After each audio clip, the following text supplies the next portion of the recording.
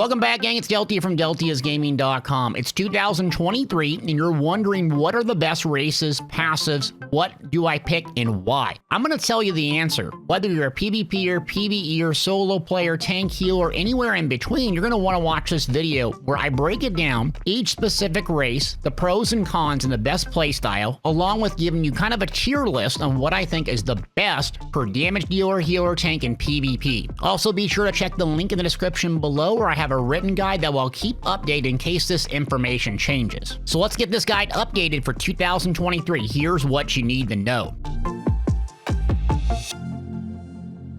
So what's new and why did I update this guide? Well, I went through and updated it because the game features now hybridization, also a crit damage cap. Hybridization essentially means the game looks at whatever highest stat you have. So that could be stamina, that could be magic, that could be spell damage, that could be weapon damage. Essentially, you can mix and match them. You could have a high max magic pull, but also have a high weapon damage, and the computer in the game will recognize whatever is highest. So it frees up a lot of build choices and options, because before you would not be using a magic skill as a stamina-based damage dealer because it wouldn't hit very well, it wouldn't scale very well. Now you have the flexibility to stack one stat, weapon damage or spell damage, max stamina or max magic, and then really focus on your off stat and use that for healing, even damage, mobility, whatever. So the options are kind of limitless, and this is going to reflect these changes. One other change that's really important to note and would affect usually the meta race for years and years was Khajiit. ESO instituted a critical damage cap of 125%, meaning it's a dead stat if you go over it. You can look in your character menu and see what you're at. You just add 50% to the number once you're buffed.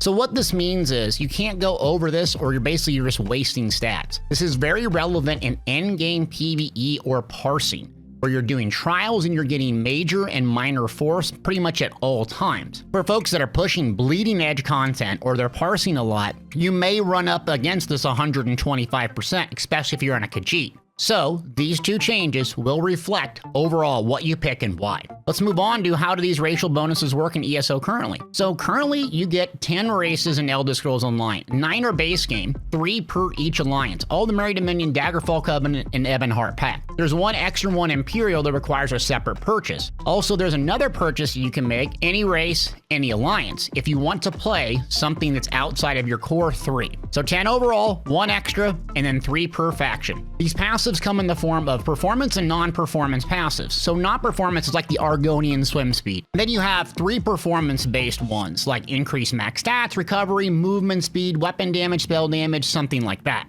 And that leads me to the question, does race matter in the Elder Scrolls Online? For 99% of players, it does not. What I mean by this is, if you're playing overland content, you're doing the story, you're doing a couple dungeons here and there, maybe a battleground, you're really not going to notice the pros and cons of a race. People ask me all the time when I'm streaming on Twitch, constantly about racial picks and what you should do. You need to focus your energy and effort on picking a class in a race that gives you an identity that you're going to love throughout hundreds, if not thousands of hours. That is way more valuable than picking a mid-max race, because sometimes they do change, and then you're always going to have to chase the flavor of the month. But if you're still interested in that information, I'm going to break it down for you, but just realize, you as a player need to get better. It's not your race holding you back. I had to find out that the hard way when I sucked at the game and blamed it on my gear, blamed it on my racial pick, blamed it on everything else but my gameplay. So, pick something that you're interested in, because you're going to play this character for a very, very long time. We're going to move into the Merry Dominion first, and what seems like the most populated faction on any server that I play with, and we're going to start with the High Elf, or the Ultimate. This is really good, tall, slender-looking elf that do amazing magic damage dealing. They have everything you want, max magic,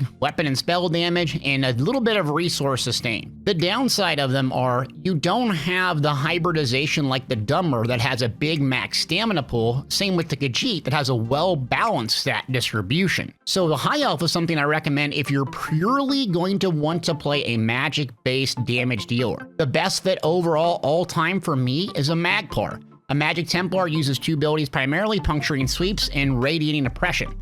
Those 2 are considered a channel, and the High Elf has a unique passive that makes you take 5% less damage while channeling, making it an absolute go-to race for this playstyle. Next up is the Wood Elf, the Bosmer. Very off-meta, very small-looking elf. So the strength of this is it's very stamina dominant, really good recovery, and unique 5% movement speed, which is quite noticeable in PvP because you need a lot of mobility to survive. The weakness of it is it just doesn't have the weapon damage that Dunmer or Orc have, or the critical damage of a Khajiit. The best fit I found for the Wood Elf and the way to make it fun is playing a PvP, Stamina Nightblade, going a Vampire route, and going very, very fast with a lot of dodge rolls. Great stealthy role player and hard hitting for gankers. Next up is one of my favorite, if not my favorite race in the Elder Scrolls Online currently, that's the Khajiit. So the Khajiit got changed along with the crit damage cap that I talked about a little bit earlier. It has a very unique passive. Critical damage and critical healing by 12% are increased. That is absolutely staggering amount. It also has well-balanced stats, increasing max health, magic, and stamina, along with recovery across the board. So what you need to know about the Khajiit is this. If you're not doing parses at endgame, trying to get right at 125% or less critical damage, you're not going to really feel any downsides of the Khajiit. If you're a sweaty mid-maxer, you're probably not going to go with this in PvE because of that reason. And when I say parse dummy, what I mean is a 21 mil parse dummy that people sit on there, and it gives you all the buffs in the game predominantly. So it can simulate and kind of get you to feel what a trial would be at the highest level. This is what people use to essentially simulate what their possible mid-max damage could be. The Khajiit will go over this if you're fully mid-max. That's why a lot of people will tell you not to use it. The reality is it has the highest damage potential because of that critical damage increase of 12%.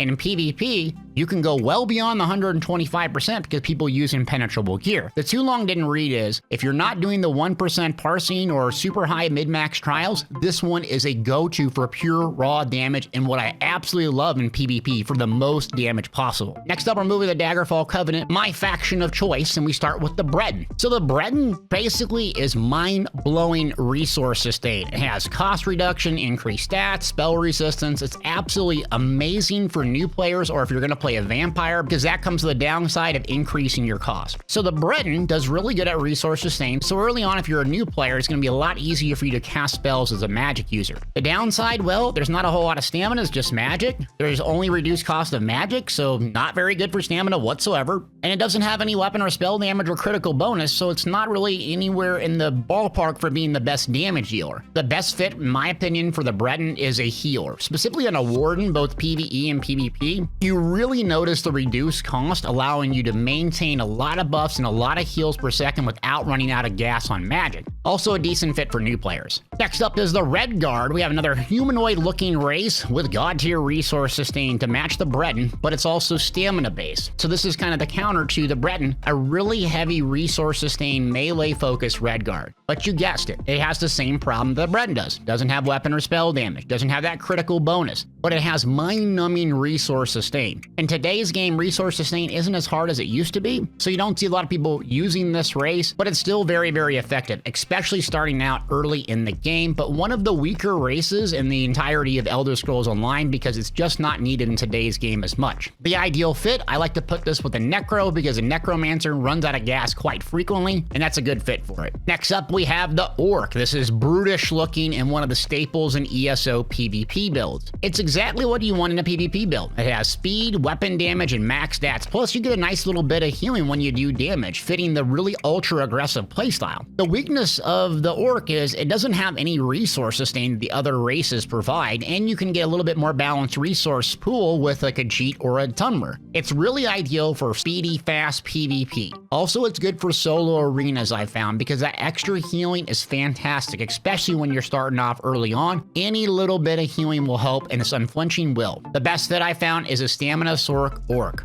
You're super fast, you lean into 100% blazing speed, zipping around, using streak, and sprinting, and you're just like a blur on the battlefield, plus you hit very hard and you get a lot of healing. Very, very fun, one of the quintessential builds in ESO. Moving on to the Ebonheart pack. Up first, we have the Argonian. So this is my favorite looking race and one that I used to use a lot of. The Argonian strengths are, it's just mind-blowingly tanky. It has crazy healing, it has a little bit of health, and it has resource sustain when using potions, though that was nerfed in the past, so it's not as strong as it used to be. The major downside of the Argonian is it really lacks any specialization, and it's incredibly weak DPS, and actually by far the weakest DPS in the game. But it makes up for it in just pure raw tankiness. The best fit for the Argonian, in my opinion, is a Magic Templar healer in PvP. You chug potions while you're blocking, restore stamina, health, and magic across the board. You have really good healing, and plus it looks really cool. But Argonian has seen better days in ESO, so unless you're trying to do PvP healer or you just want a cool look, I might stay away from this race. Next up, we have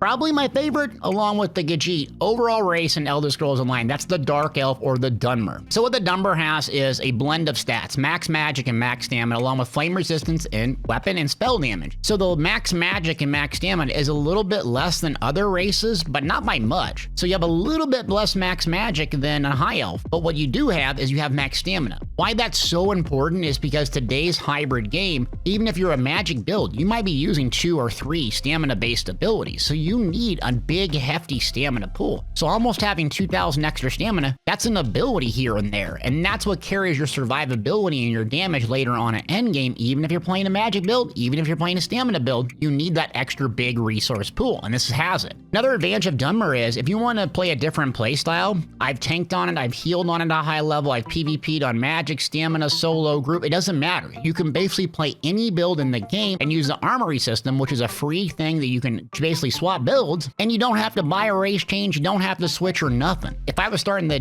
game today, I didn't know what to pick, I would either pick a Dark Elf or a Khajiit, just based on the appearance that I like. They're both well-rounded and blended, and you can do basically anything in the game, whether you have high crit damage or high stats and weapon and spell damage. Dark Elf is absolutely fantastic, one of my favorites. The downside, after I've ranted about how great it is, well, it doesn't have a whole lot of resource sustain, so it can be tough for a new player. Best fit I found is a Magic Dragonite Vampire. With that flame resistance and doing flame damage is absolutely staggeringly awesome. Last up, we have the Nord. Nord and Board is my slogan when I play a DK tank. I think it's overall one of the best races for tank, along with Imperial. The main benefit of it is you can get ultimate back when you're getting hit. That is incredibly unique, allowing you to be just insanely tanky, not to mention increased resistances and health. The frost resistance, not so important, but the ultimate back is what makes it amazing. And then the major downside is you don't have the massive stat pool that other races have, and you don't have the massive resource sustain. But for pure durability, you cannot beat the Nord. The best fit overall is a stamina-based Dragonite tank. The reason why is you can use ultimate and get back resources with the Battle Roar passive as a Dragonite. Basically, getting ultimate feeds into your resource sustain and makes the downside of the Nord a non-issue. Love this race. Now coming to the 10th race, and that's Imperial. So Imperial is absolutely god tier when it comes to reducing the cost of your abilities. The thing about the red diamond passive is this: it reduces the cost of all abilities. That includes ultimate, blocking, dodge rolling, casting magic, casting stamina, it doesn't matter. So it's incredible PvP and tank race, even a healer. The main downside is, well, it doesn't have weapon or spell damage, and it doesn't have max magic pool, but it has health and stamina in spades. The best fit I've found with this is playing a Warden, a PvP stamina-based Warden, because the Warden uniquely uses a lot of magic and a lot of stamina, and that reduced cost makes a huge difference in your build. Okay, so that's it for each race individually. Let's give you some top 3s to walk away with this on what would you pick and why. My top 3 favorite races for stamina-based DPS is Dark Elf number 1, Khajiit number 2, and Orc number 3. My top 3 races for magic DPS is High Elf, Dark Elf, and Khajiit. My top 3 PvE healers, I would go with a Breton, Argonian, and Khajiit. In the top 3 tanks, I would go with a Nord, Imperial, and Argonian. For PvP, the best races in stamina builds, Khajiit for the burst, Imperial, Orc. For magic, you guessed it, Khajiit, Dark Elf, and Breton. Well, gang, that's an updated video on the racial guides. Hope you got something out of this, went over it quick. There's a link in the description below if you want to read over this in detail. All the information is updated. I will keep it updated if things change, because this is the Elder Scrolls Online, and things are likely to change. Make sure to hit that thumbs up, like, subscribe, and stop by twitch.tv/Deltiasgaming, where my mom claims I'm the best streamer live.